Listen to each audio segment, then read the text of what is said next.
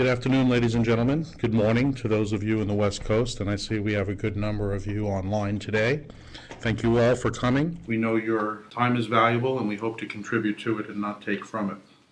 Our subject today is, what is induction lighting?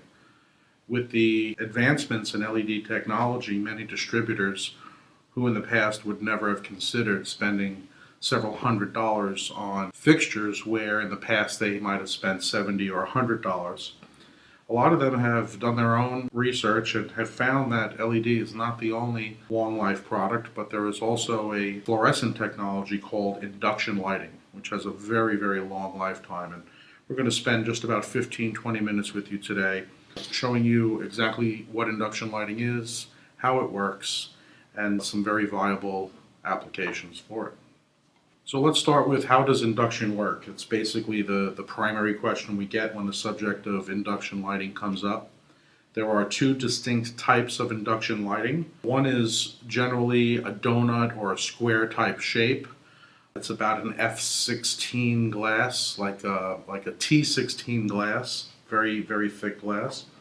And the other type is more like a bulb or a globe shape. It's a double glass, so it actually, like the tubular fluorescent and induction fluorescent, it has an inner and an outer glass so that it can hold inert gases, mercury and the other components. So first, the square or round type, also known as the external induction type. Like fluorescent, we have virtually all the same components. We have our phosphor-coated glass, we have our inert gases, we have our liquid or amalgamized mercury. But what we don't have is a filament. And very quickly, let's discuss, so we have a point of reference, how a linear, say, T8 fluorescent lamp works. We have a cathode on each end, we have inert gases inside a sealed glass, we have phosphor coating, and we have liquid and or amalgamized mercury. When we put power, and we're not going to speak too much about the ballast side, but focus on the lamp side. When we put power to the lamp, those cathodes heat up, and they heat up quickly. They get so hot so fast that it literally vaporizes the mercury from a liquid state to a gaseous state. Vaporized mercury or mercury vapor has a very high UV output, and as that UV passes through the phosphor, we get illumination. The phosphor color is done through a mix of different types of phosphors, but the actual illumination comes from the UV from the vaporized mercury.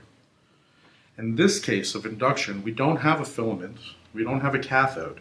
What we have is, really, it's an induction coil that creates a very, very intense magnetic field. That magnetic field is at a frequency that vaporizes the mercury, much like the cathode does in a typical T8 lamp or linear fluorescent lamp. And the reason why we have a much longer life with induction is because of that mechanical component. It's not there. The fluorescent cathode, as it heats, it expands. As it cools, it contracts. And over time, that expansion and contraction leads to a physical break in the cathode, which opens the circuit, and the lamp will no longer work.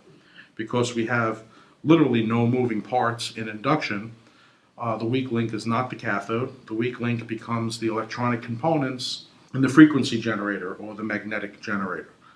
Let's review that one more time with the other style of induction lamp, which is known as an internal inductor, also known as a vessel type. Bearing in mind that this bulb shape that you see is actually a double glass that actually does have a layer of phosphor in between along with the inert gases. Much like the external type, we generate a magnetic frequency. The only difference is that it actually goes up inside of this vessel and generates it from there, as opposed to the external side of the vessel. So just like its external sister, no moving parts, hence a very, very long life. Now let's just speak to this long life in comparison to some other light sources that we're familiar with.